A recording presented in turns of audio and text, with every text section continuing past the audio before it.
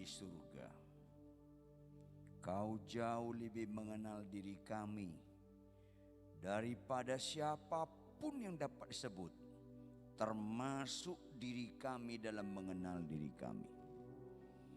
Bapa kami di surga, Kau jauh lebih mengasihi diri kami daripada siapapun yang dapat disebut, termasuk diri kami dalam mengasihi diri kami. Maka pendekatan kami kepada kebenaran firman-Mu ya Tuhan, jangan kehendak kami yang jadi, kehendak-Mu yang jadi. Untuk itu Roh Kudus, lembutkan hati kami. Firman-Mu bermanfaat untuk mengajar, ajarlah kami. Firman-Mu bermanfaat untuk menunjukkan kesalahan, tunjukkan kesalahan kami Tuhan. Firman-Mu bermanfaat untuk memperbaiki kelakuan kami, perbaikilah kelakuan kami Tuhan. Dan firman-Mu bermanfaat untuk mendidik kami dalam kebenaran. Tuhan, tidak ada yang jauh lebih indah dalam hidup ini selain hidup dalam kebenaran. Untuk itu Roh Kudus berotoritas dalam pemberitaan firman Tuhan. Ubah tutur kata, kelakuan, pola pikir kami. Ubah Tuhan. Biarlah kami seorang suami menjadi suami yang benar, menjadi seorang istri-istri yang benar, menjadi seorang anak-anak yang benar, pengusaha dan benar, menggunakan uang dengan benar, berpacaran dengan benar, mengendarai kendaraan dengan benar. Didiklah kami dalam seluruh kebenaran. Dalam kebenaran inilah berbicara Engkau kepada kami Tuhan. Ubahkan kami sehingga proses aku makin berkurang, Yesus makin bertambah semakin nyata, sampai yang kami rindukan, hidupku bukan aku lagi, melainkan Kristus dalamku. Senangkan hatimu Tuhan, sebab dalam nama Yesus kami sungguh berdoa.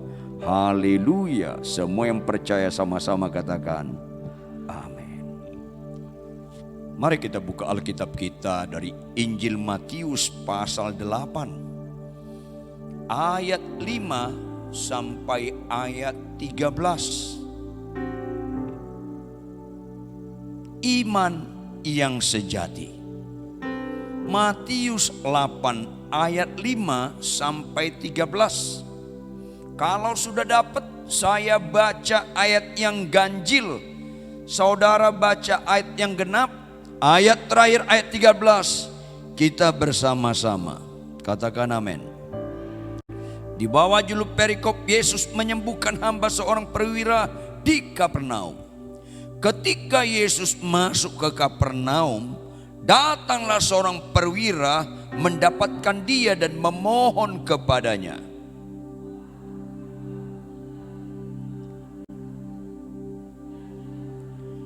Yesus berkata kepadanya, "Aku akan datang menyembuhkannya."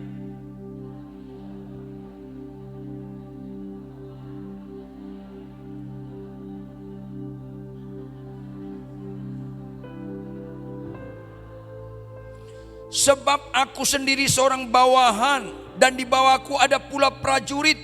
Jika aku berkata kepada salah seorang prajurit itu pergi, maka ia pergi. Dan kepada seorang lagi datang, maka ia datang. Ataupun kepada hambaku, kerjakanlah ini, maka ia mengerjakannya.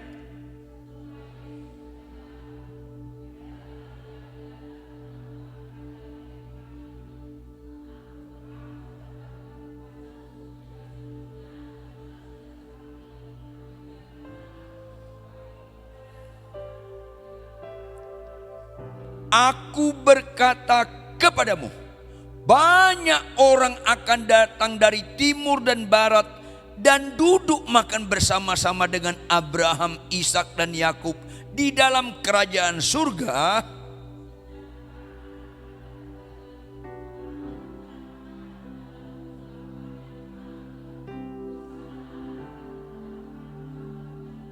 Sama-sama Lalu Yesus berkata kepada perwira itu, pulanglah dan jadilah kepadamu seperti yang engkau percaya. Maka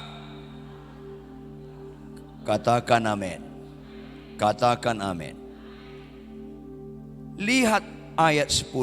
Lihat ayat 10. Ayat ini ayat kunci. Ayat ini Anda harus dalami sungguh-sungguh. Ayat ini ayat yang sangat berbobot, yaitu respon Yesus terhadap sikap perwira ini, sehingga dialamatkan makna iman sejati. Jemaat yang dikasihi oleh Tuhan, jangan gunakan saya beriman sakitku sembuh. Itu bukan iman. Saya beriman aku gak sakit kanker. Itu bukan iman. Beriman itu bukan menerima. Beriman itu berkorban. Ayolah. Beriman itu bukan menerima. Beriman itu berkorban. Makanya saya ulang lagi, disebut bapak beriman karena dia siap berkorban motong anaknya. Mana orang gereja suka beriman? Perhatikan baik-baik. Perhatikan baik-baik. Mana orang gereja suka beriman? Saya beriman sampai mati saya nggak kena COVID-19. Atau saya beriman membalas kejahatan dengan kebaikan. Mana lebih beriman orang Kristen? Jawab, mana lebih? Yang pertama atau yang kedua? Yang pertama. Mengerikan Kristen ini sekarang. Terhadap kesukaan kita, kita beriman. Sakit sembuh, itu kesukaan kita. Saya beriman gak kena COVID-19, itu kesukaan kita. Beriman gak kita tetap bisa membalas kejahatan dengan kebaikan, itu penderitaan bagi kita. Itu kesukaan Tuhan. Jangan gagal fokus Bapak Ibu. Saya beriman bagaimanapun kelakuan istriku, aku tetap mengasihi dia. Itu iman. Saya beriman bagaimanapun kelakuan suamiku, aku tetap tunduk pada dia. Itu beriman. Beriman itu bicara pengorbanan. Beriman itu bukan bicara hidupku tetap aku lagi. Beriman itu bicara hidupku bukan aku lagi. Saya beriman bagaimanapun menantuku jahatnya, tetap aku mengampuni dia. Itu beriman. Saya beriman bagaimanapun kelakuan mertuaku, aku tetap hormat kepada dia. Itu beriman. Stoplah beriman tentang menerima. Saya ulangi. 10 orang sakit kusta. Tolong jawab, datang ke Tuhan Yesus atau ke dukun? Yang keras. Berapa mereka percaya Yesus sanggup menyembuhkan mereka? Berapa yang percaya Yesus sanggup menyembuhkan mereka? Semua percaya Bapak Ibu. Semua percaya. Lanjut. Berapa yang sembuh? Semua sembuh. Belajar yang sungguh-sungguhlah. Berapa yang beriman? 1, karena kesembuhan bukan ukuran iman. Ayolah, luruskan pemahaman iman kita. Karena 10-10-nya menerima kesembuhan. Menerima itu bukan ukuran iman. Yang satu sadar tidak cukup menerima, dia balik dan dia tersungkur di bawah kaki Yesus. Dia mempersembahkan hidupnya. Itu iman. Kenapa kita taat pada perintah Tuhan? Karena kita persembahkan hidup kita kepada Dia. Makanya ibadah yang sejati bukan bicara menerima. Ibadah yang sejati persembahkan tubuhmu sebagai persembahan yang hidup, yang kudus dan yang berkenan kepada Allah. Sebab itu adalah ibadah persembahan. Kalau nggak begitu, itu bukan ibadah sejati. Kalau nggak boleh saya katakan ibadah palsu.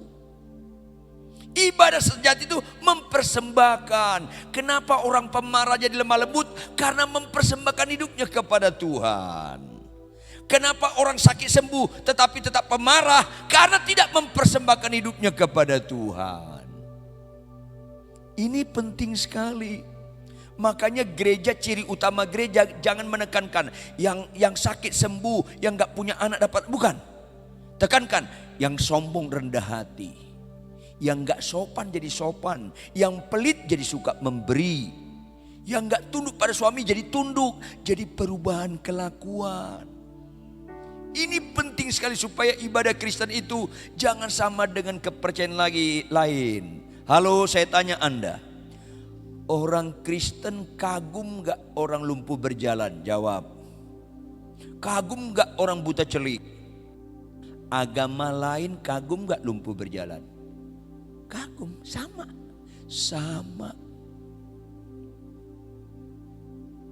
Agama lain suka gak membalas kejahatan dengan kebaikan? Enggak. Agama lain suka gak jika ditampar pipi kiri kasih pipi kanan? Enggak. Orang Kristen suka enggak? Enggak juga. Mau kemana kita nih? Banyak yang terpanggil, sedikit yang terpilih. Jangan kaget nanti itu terjadi. Sekali lagi, jangan ada di antara Anda anti kesembuhan. Jangan. Jangan ada di antara Anda ragu Tuhan bisa menyembuhkan. Jangan. Tetapi jangan itu fokus. Fokus kita menyenangkan Dia yang sudah lebih dahulu menyenangkan kita dengan pengorbanannya di kayu salib. Katakan amin. Nah, ini penting sekali ayat 10. Setelah Yesus mendengar hal itu, mendengar sikap perwira ini, heranlah ia. Arti heran di sini kagum. Arti kagum, senang sekali Tuhan Yesus. Dan berkata kepada mereka yang mengikutinya. Siapa itu? Kepada Petrus, Yohanes, Yakobus dan kawan-kawan. Dan berkata kepada mereka, aku berkata kepadamu.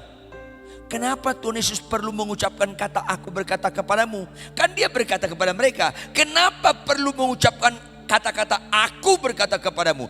Karena ada penekanan. Ulangi, karena apa? Ada penekanan. Penekanan apa? Ini gak boleh lupa. Hal ini gak boleh. Aku berkata kepadamu. Ini camkan. Jangan lupa sampai mati. Itu penekanan di balik kata aku berkata kepadamu. Ada penekanan. Ini penting. Ini prinsip. Kalau setiap Alkitab berkata aku berkata kepadamu, itu harus perlu perhatian khusus.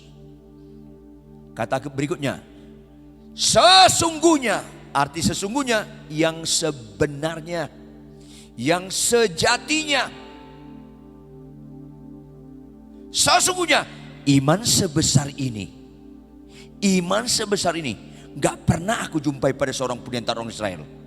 Dan jangan-jangan Tuhan sekarang berkata, iman seperti perwira ini gak pernah lagi kujumpai di gereja. Gak pernah lagi kujumpai di pendeta-pendeta yang katanya pendeta besar, pendeta terkenal. Karena banyak orang Kristen gagal fokus. Setelah Yesus mendengar hal itu, maka dalam konteks ini kita belajar ayat yang sudah kita baca, Matius 8 ayat 5 sampai seterusnya. Mulai ayat 5. Ketika Yesus masuk ke Kapernaum, Matius 8 ini Bapak Ibu, Yesus belum begitu terkenal. Karena masih bagian awal-awal Yesus melayani. Ketika Yesus masuk ke Kapernaum, datanglah seorang perwira mendapatkan dia. Tolong jawab Bapak Ibu, tolong jawab anak-anak muda, tolong jawab. Perwira ini orang Israel atau bukan? Ada yang tahu orang apa? Perwira ini orang apa? Orang Romawi. Penjajah. Catat baik-baik. Penjajah punya mental superioritas daripada dijajah. Orang Belanda manggil kita Irlander, artinya pribumi, itu penghinaan. Itu mental budak, bawahan. Itu kata dia di balik Irlander. Orang pribumi manggil orang Belanda meneer, tuan. Meneer, orang dijajah manggil penjajah tuan. Orang menjajah manggil yang dijajah budak. Itu. Tetapi yang terjadi, perwira ini kalau kita teliti dalam bahasa Yunaninya, itu lebih kurang pangkatnya kolonel. Bukan perwira tinggi, bukan perwira rendah. Kolonel. Saya tanya Anda, saya tanya siapa yang tahu, kira-kira kolonel usianya berapa tahun? Lebih kurang. Ada yang tahu nggak? Pak Caleb Heri tahu nggak kira-kira umur kolonel berapa tahun? Berapa? 40 lebih. Dia seorang kolonel, jabatannya tinggi. Dia penjajah, usianya 40 lebih. Mungkin bisa hampir 50. Dia pendidikan tinggi dari Roma. Dia kekuatan ekonominya bagus. Bandingkan dengan Yesus. Halo, bandingkan dengan Yesus. Yesus itu orang Israel yang dijajah. Dalam Matius pasal 8, kira-kira usia Yesus berapa tahun? Sekitar 30-31 tahun. Yesus lebih muda daripada perwira ini. Halo, Yesus punya jabatan gak di pemerintahan Israel atau di bait Allah? Punya jabatan gak dia? Gak ada jabatannya. Lanjut, Yesus saat itu menampakkan diri sebagai manusia suci, mukanya bercahaya-bercahaya, ada lingkaran di atas kepala, atau seperti pemuda sederhana. Pemuda sederhana Bapak Ibu, pemuda sederhana, kakinya nginjak bumi, nggak ngambang. Dia pemuda sederhana, relatif muda, umur 30-31. Dan dia anak Yusuf, ekonominya tidak bagus, menengah ke bawah, boleh kata sangat sederhana. Dia gak punya jabatan, dia gak latar belakang pendidikan di pusat kota dunia saat itu di Romawi. Dia pendidikannya dari keluarga, pendidikan agama. Kayak pesantren begitu, di lingkungan orang Yahudi. Serba sederhana. Lihat ayat 5. Datanglah seorang perwira mendapatkan dia dan memohon kepadanya. Ini gak lazim. Gak lazim Bapak Ibu. Kata-kata memohon hanya digunakan bawahan atau budak. Ulangi, kata-kata memohon digunakan oleh siapa? Bawahan atau budak. Kalau atasan ngomong sama bawahan atau budak, memerintah. Kalau sejajar, meminta tolong. Kalau bawahan, memohon. Dan kalau memohon itu disertai dengan sikap. Minimal dia bengkokkan kakinya satu dan dia selutut dan letakkan tangan di dada. Itu memohon, disertai dengan sikap. Dan yang lakukan itu bukan Yesus yang dijajah, yang lebih muda, yang lebih sederhana, gak ada jabatan, bukan Yesus. Tetapi perwira. Jawab, gampang gak orang lebih tua berlutut sama orang lebih muda? Jawab dong, susah. Susah. Gampang gak orang lebih tinggi pendidikannya berlutut kepada orang yang pendidikannya rendah? Susah. Gampang gak orang punya jabatan tinggi berlutut di bawah orang rakyat jelata? Susah. Gampang gak orang kaya berlutut kepada orang yang miskin? Susah. Dan itu mayoritas orang gereja. Saya peringatkan Anda orang kaya, saya peringatkan Anda orang lebih tua, saya peringatkan Anda pendidikan tinggi, rendah hatilah. Tapi seringkali kekayaan kita membuat kita makin menyakiti hati Tuhan. Seringkali usia kita membuat kita menyakiti hati Tuhan. Dalam banyak hal saya suka kalau orang nggak tahu saya pendeta. Saya mau memberkati jemaat saya di Grand Hyatt Hotel di Indonesia, di Jakarta. Jam 5 pemberkatan, jam 3 karena saya diberikan nginap di hotel itu. Jam 3 saya periksa ruangannya. Saya periksa ruangannya, kursi masih numpuk di luar. Ruang untuk chapel, untuk pemberkatan masih di luar. Saya lihat sound system sudah rapi. Saya lihat mimbar untuk saya khotbah kainnya miring. Saya rapikan, saya cabut paku payungnya, saya rapikan. Saya mundur, saya lihat begitu. Tiba-tiba di belakang saya ada 2 bapak-bapak teriak, hei, hei, hei, hei. Saya lihat, saya, ya sini. Ya kenapa Pak? Kamu lihat gak ada acara apa sini?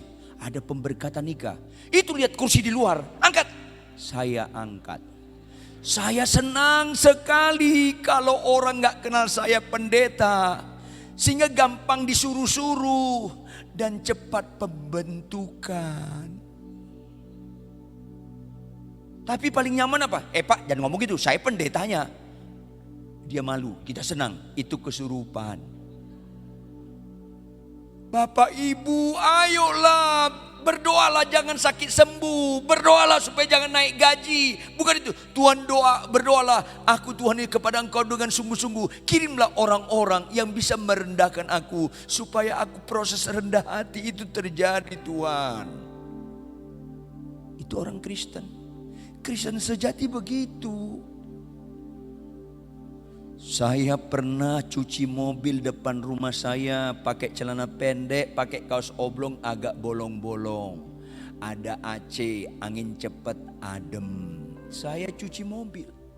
Tiba-tiba ada ibu-ibu dengan mobil mewah berhenti lebih kurang 3 meter dari saya.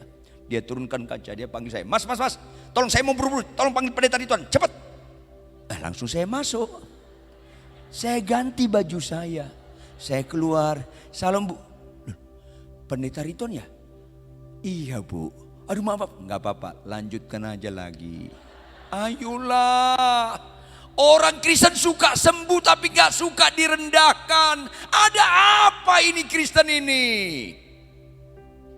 Yesus dihina, Yesus diejek, Yesus dimaki, Yesus dikatakan penghujat Allah. Tidak ada masalah. Orang gereja suka sekali kesukaan-kesukaannya, tapi gak suka kesukaan Kristus. Akhirnya maafkan saya, banyak kami pendeta, banyak kami para pekerja gereja, banyak orang Kristen tetap kelakuannya buruk, gak sopan, gak rendah hati. Mau ada apa kita ini? Tapi suka lumpuh berjalan, suka miskin kaya, suka mobilnya Innova jadi Alphard, tapi gak suka karakter Kristus. Mau kemana kita ini? Gak ada penyembahan kepada Tuhan sekedar sikap tanpa perubahan kelakuan seperti Kristus. Catat baik-baik. Catat baik-baik.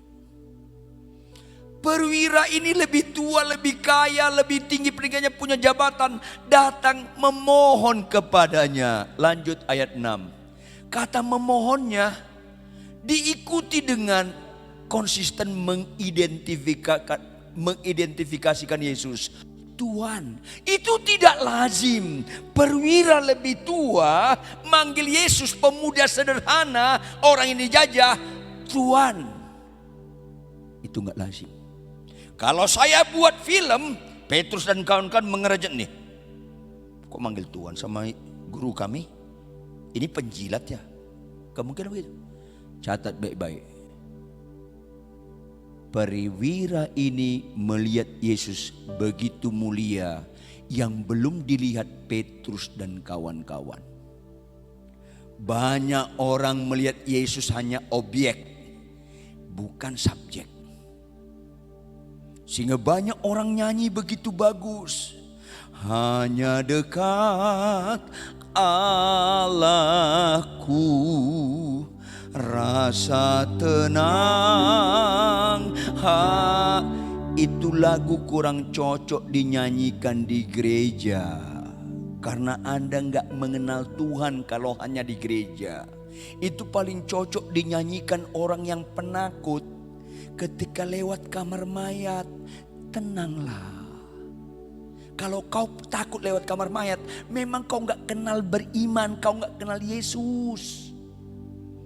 Orang bagus nyanyi, hanya dekat Allah saja aku tenang. Itu kurang cocok dinyanyikan di gereja. Itu paling cocok dinyanyikan seorang suami dalam hati, seorang istri dalam hati. Ketika pasangannya marah-marah, tenanglah. Kalau pasanganmu marah-marah kau tenang, kau ngerti beriman. Kalau kau nyanyi bagus, tapi pasanganmu marah, kau juga galak, kau nggak ngerti beriman. Karena Kristen suka kesembuhan, nggak suka perubahan karakter dan kelakuan. Ada ibu-ibu pendeta bisa bentak-bentak suaminya, bisa bentak-bentak suaminya, mengerikan. Ada bapak-bapak pendeta bisa maki-maki istrinya, mengerikan. Tapi di gereja bagus sekali. Saya ulangi, orang bisa kita bohongi, Tuhan gak bisa kita bohongi. Ini penting. Hanya dekat Allah saja aku tenang, itu paling cocok dinyanyikan ketika kita naik pesawat di ketinggian 35.000 kaki, mesinnya mati. Tenanglah. Tapi banyak orang ketakutan. Karena dia nggak tahu bahwa kalau orang Kristen mati itu naik ke atas, bukan ke bawah. Fisiknya jatuh ke bawah, nyawanya ke atas. Mental-mental Stefanus dilempari batu, tenang. Mental-mental Yakobus dipenggal kepalanya, tenang. Mental-mental seperti Petrus disalibkan terbalik, tenang. Itu mulai jarang dalam iman kekristenan. 12 murid Yesus, 1 Yudas Iskariot bunuh diri. 10 dibunuh, 1 mati pelan-pelan, Yohanes di Pulau Patmos. Tapi yang begini-begini nggak populer di kalangan orang beriman sekarang. Pengorbanan. Tuhan, dia panggil Yesus yang lebih muda, lebih sederhana, lebih gak ada jabatannya, Tuhan. Murid-muridnya sampai pasal 8 belum manggil Tuhan, masih guru. Lanjut. Hambaku terbaring di rumah karena sakit lumpuh. Halo Bapak Ibu, kalau Anda baca konteks ini, gak lazim seorang seorang tuan memikirkan budaknya. Hambaku terbaring di rumah, gak lazim. Apalagi dia perwira, gak lazim. Gak lazim. Saya peringatkan Anda Bapak Ibu, kalau Anda tidak memperhatikan pembantu Anda gampang ngomong kasar. Saya peringatkan Anda gak ngerti beriman, sama sekali gak ngerti beriman. Karena apa yang kau perbuat untuk orang kecil ini, kau perbuat untuk aku, kata Tuhan Yesus. Siapa yang kasar sama pembantu, apalagi nyiksa pembantu, kau jauh sekali dari Tuhan. Jauh sekali. Ada pendeta suami istri suka sekali nampar pembantunya. Orang bisa kita bohongi, Tuhan gak bisa kita bohongi. Perhatikan orang kecil, itu tulus. Kenapa? Kalau kita memperhatikan orang kecil, gak mungkin dibalas. Tapi kalau kita memperhatikan orang kaya, pasti dia bisa berbuat baik kepada kita. Cenderung Anda harus berbaik sama orang kaya, tapi cenderung itu lebih sulit teruji ketulusannya daripada Anda memperhatikan orang kecil. Berikutnya, dan ia sangat menderita. Lebih dalam lagi, ini orang siapa sih sampai merasakan apa yang dirasakan budaknya? Itu enggak lazim. Ia sangat menderita. Ada aktivis gereja kami, pembantunya enggak boleh makan di kursi, harus di lantai. Aduh, saya bilang, kau gak kenal Yesus. Kau gak kenal Yesus.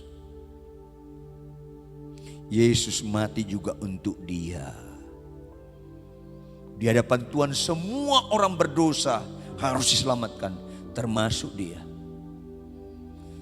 Kegagalan orang Kristen beriman hanya di dalam nyanyian, hanya retorika, bukan dalam perbuatan sehari-hari.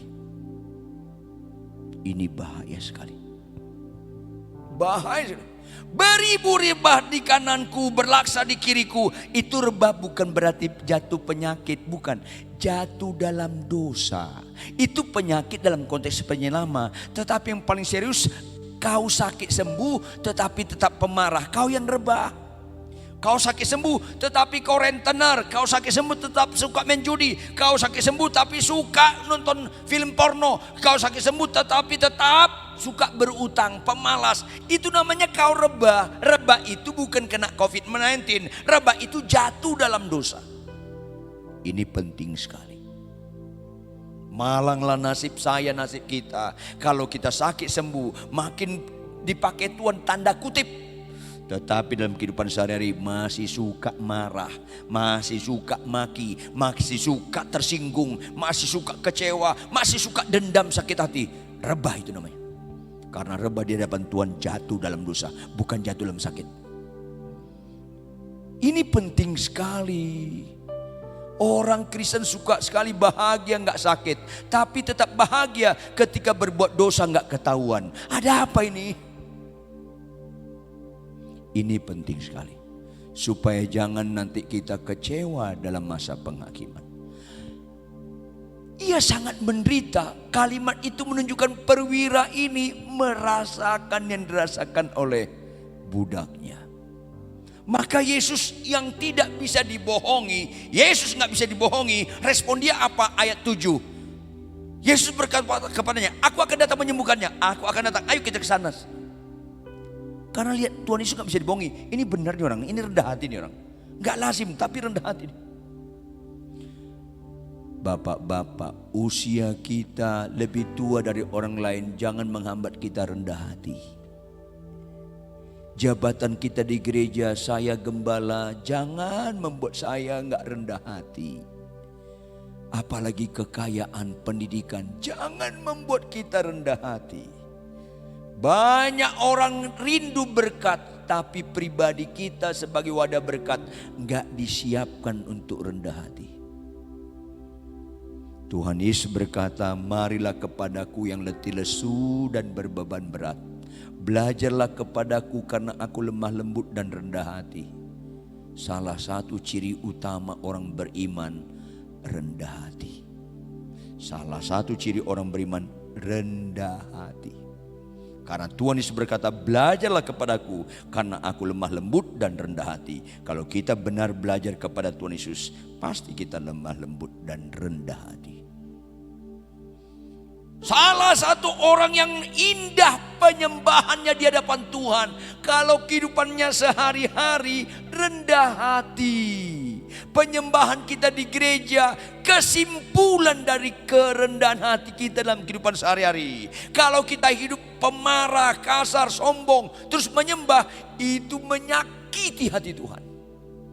Karena penyembahan itu, saya senang kemarin itu Bu Nani katakan, pujian, penyembahan atau apapun jangan sekedar performance, apalagi entertain. Itu perlu, cara perlu. Tapi jauh lebih perlu sikap hati kita dalam mendukung cara itu. Ini penting sekali. Kalau Anda ke Jakarta, Bapak Ibu, kalau Anda ke Jakarta ke Jalan Sudirman Tamrin, tolong jawab, lihat enggak gedung-gedung tinggi? Lihat enggak gedung-gedung tinggi?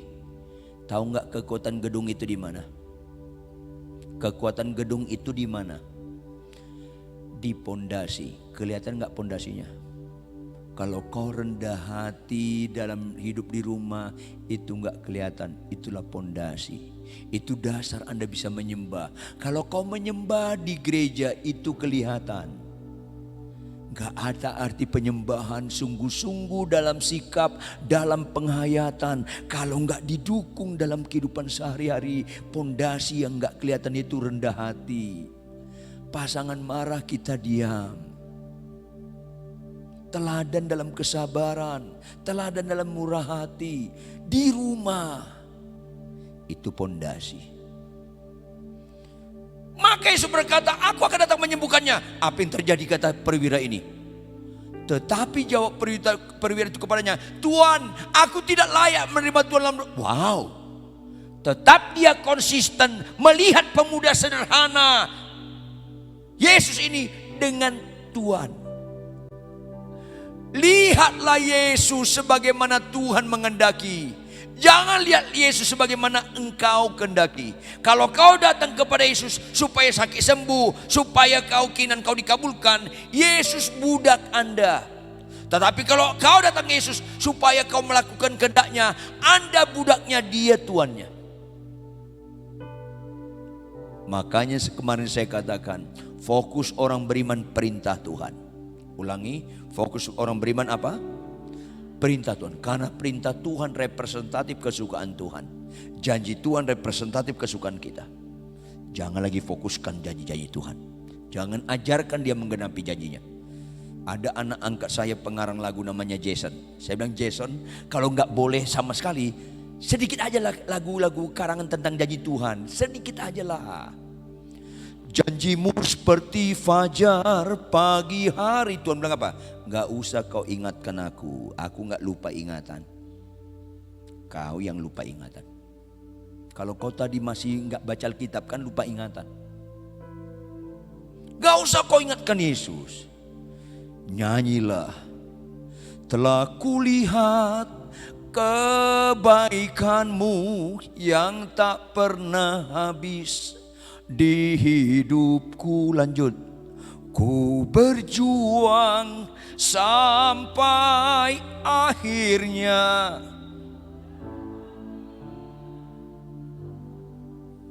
Iya, taat setia.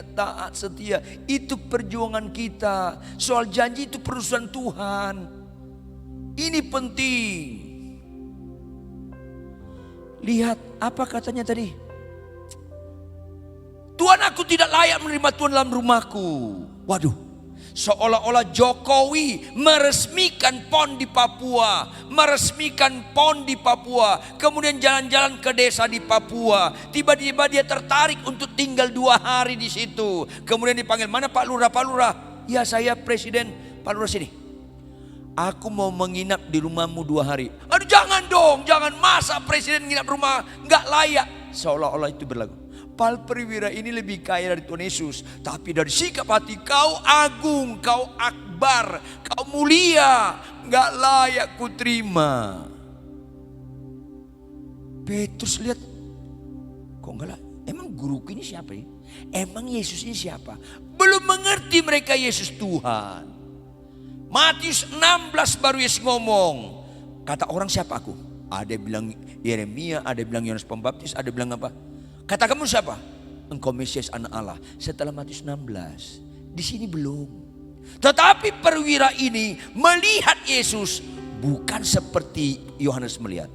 Perwira ini melihat Yesus sebagaimana Tuhan Yesus sesungguhnya. Hormat sekali. Luar biasa. Aku gak layak, kau raja di atas segala raja.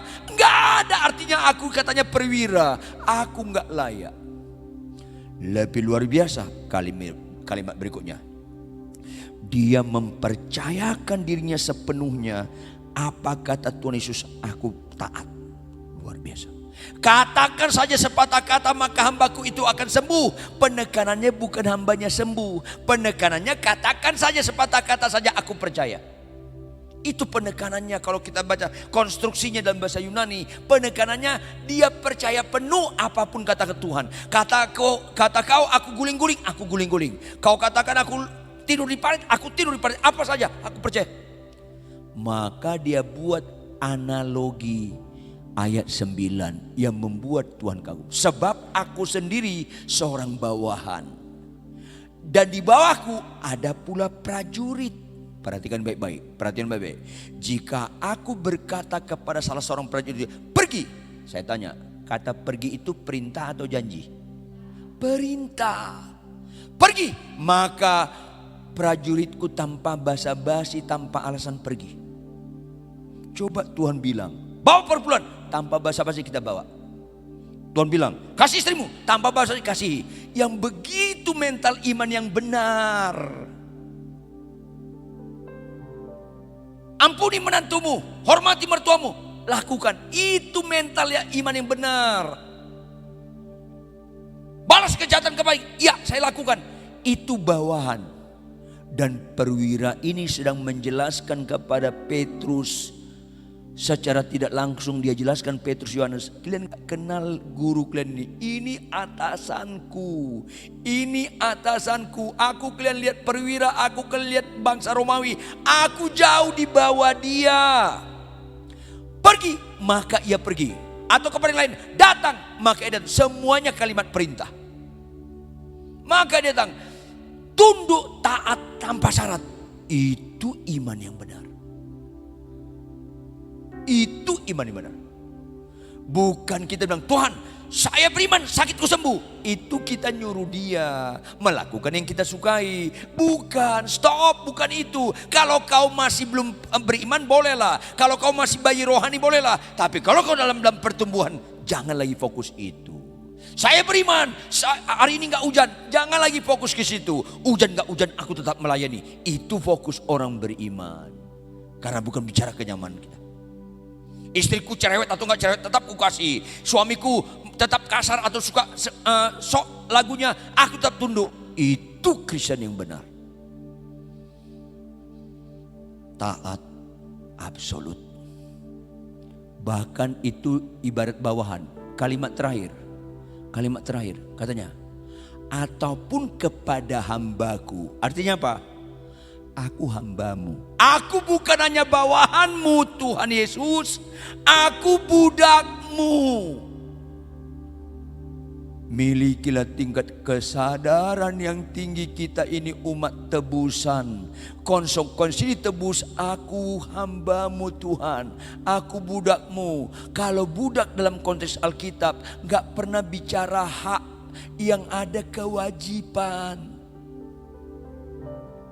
Tapi kita suka, saya beriman Pak Ridwan. Ada pengkhotbah, saya gak perlu sebut namanya, pasti Anda kenal. Saya beriman Pak Ridwan, tahun ini saya punya mobil Ferrari. Saya bilang, kau sesat banget kalau kalimat gitu. Gak kenal Yesus kamu. Saya sedih dengan orang-orang yang ukurannya materi, selalu penampilan, performance ukurannya. Halo, mobil Anda BMW, mobil saya BMO, gak minder saya.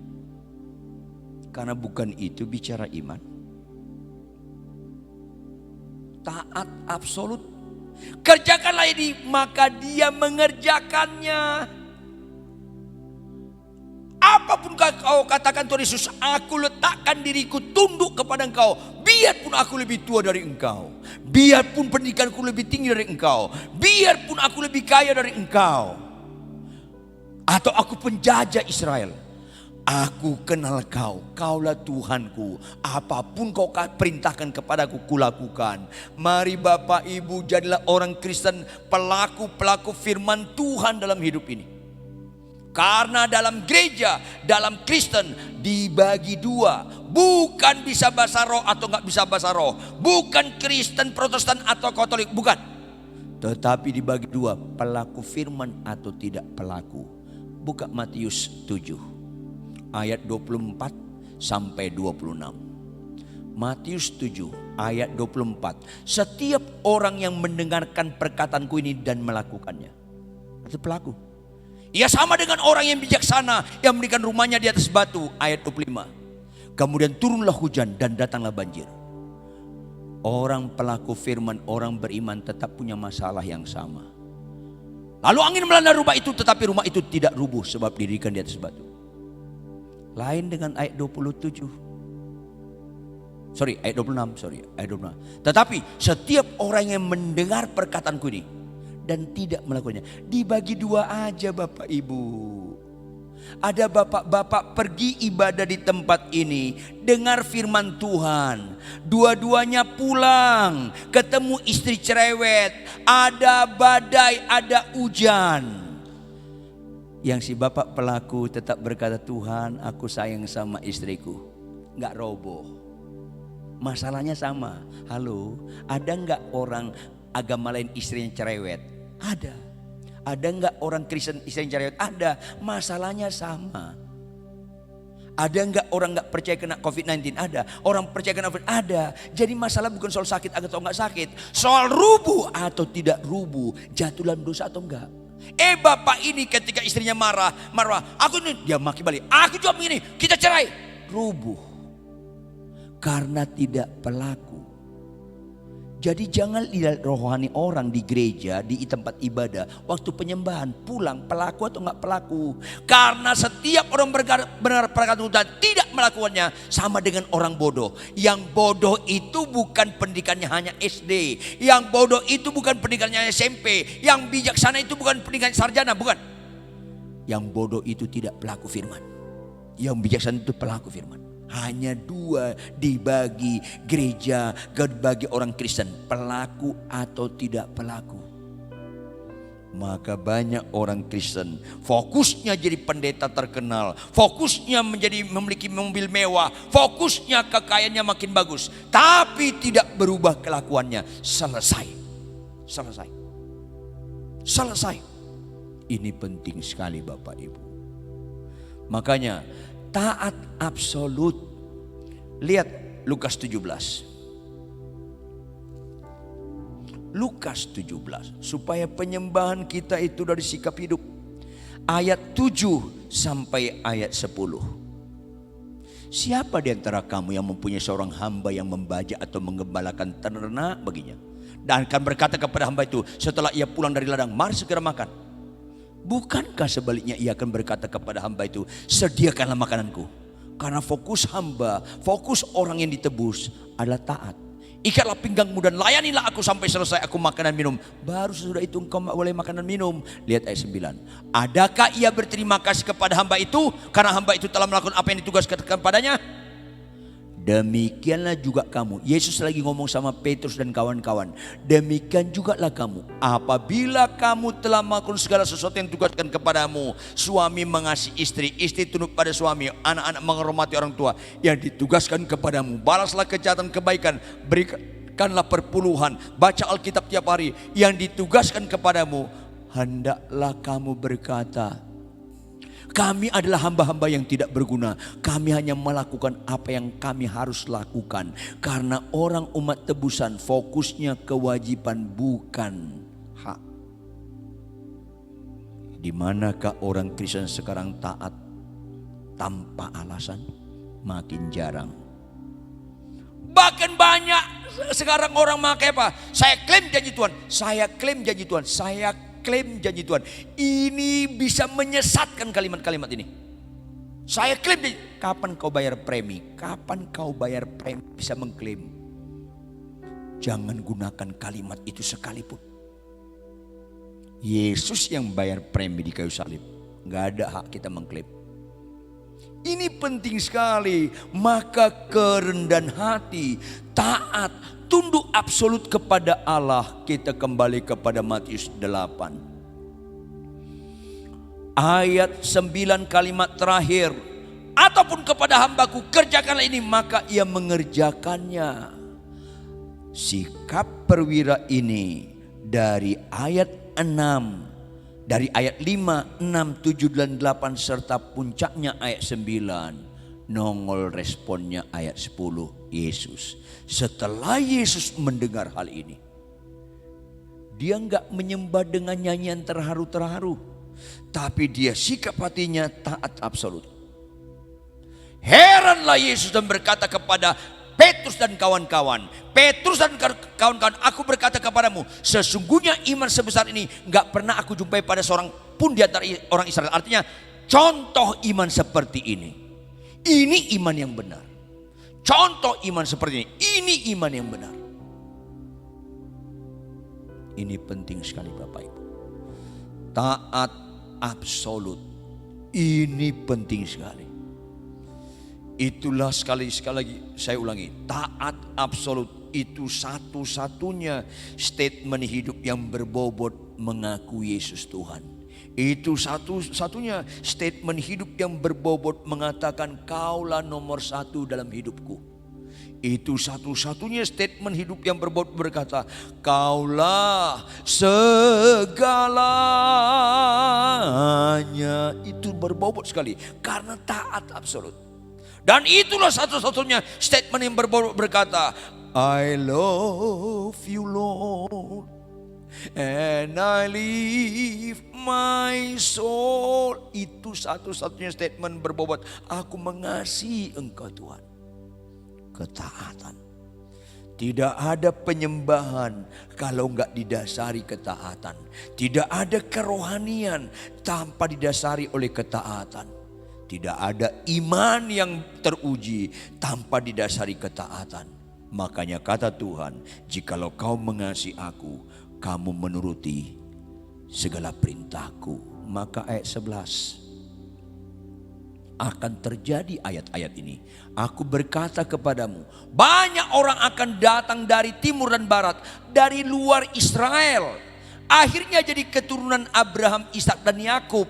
Karena Abraham bicara bapak orang beriman, bicara ketaatan yang absolut, yang paling mengerikan, suruh motong anak dia taat. Ketaatan. Akhirnya keturunan Abraham jasmani gak menjadi keturunan Abraham rohani. Dari luar Israel akhirnya makan bersama-sama dengan Abraham, Ishak dan Yakub di dalam kerajaan surga. Atau konteks sekarang, akhirnya banyak orang datang dari luar Kristen, percaya yang terdahulu jadi terbelakang, yang terbelakang jadi terdahulu, karena taat absolut. Sebaliknya ayat 12. Sedangkan anak-anak kerajaan, orang Israel mengaku anak raja, orang Kristen pun mengaku anak raja. Tapi yang terjadi akan dicampakkan ke dalam kegelapan yang paling gelap. Di sana akan terdapat ratap dan ketak gigi, karena enggak mau taat kepada Allah. Kebablasan akrab kita, saking akrabnya enggak sopan, saking akrabnya enggak ada rasa takut akan Tuhan, enggak ada rasa hormat, enggak ada rasa taat absolut. Maka ayat 13, orang taat tidak mengejar berkat, orang taat dikejar berkat. Maka Yesus berkata kepada perwira, pulanglah, jadilah kepadamu seperti yang kau percaya. Maka bukan besok, bukan bulan depan, saat itu juga sembuhlah hambanya. Artinya, kalau kau bisa membuat aku kagum, bisa aku buat kau buat aku senang karena iman percayamu absolut. Sebaik-baiknya engkau kepada aku, tidak pernah kau lebih baik dari aku. Tuhan lebih baik dari kita. Sebesar-besarnya pengorbananmu kepada Tuhan Yesus, tidak mungkin lebih besar daripada korban Yesus kepada kita. Taat, taat, taat. Pulang dari tempat ini, jadilah pelaku-pelaku firman Tuhan. Apapun masalahmu, apapun kesulitanmu, jadilah pelaku firman Tuhan. Bangkit berdiri, tepuk tangan yang keras buat Tuhan.